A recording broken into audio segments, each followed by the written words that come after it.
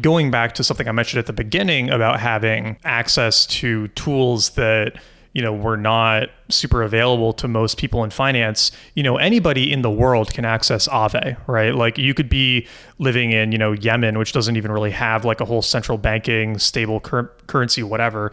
And you could log in here, you could deposit ETH, you can borrow USDC against it. And I mean, like I can just hop in here, plug in 10,000, hit continue, accept the APY, and then like I just have to confirm this in my wallet, and I'm gonna have that 10 grand in my wallet in like a minute, right? Yeah. Like you can, if you're in the US, you can do this with like a portfolio line of credit, but you've got to like email your banker and like fill out paperwork and plug in your social security number and you have all these crazy hoops you have to go through. With this, you're done in like 10 seconds and you've got the funds in your wallet. And I could send that USDC to my Coinbase account and cash it out to my Chase account if I needed to, right?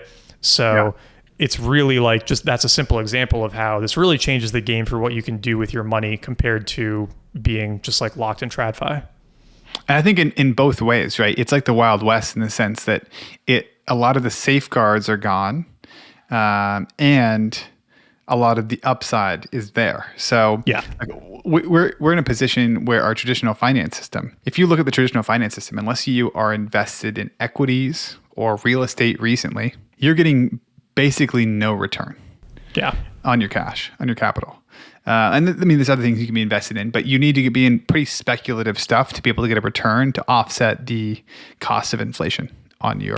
This is really, really interesting. And I can see why it's so like why you saw it and you're like, this is fascinating and why I need to dive more into it because times are changing.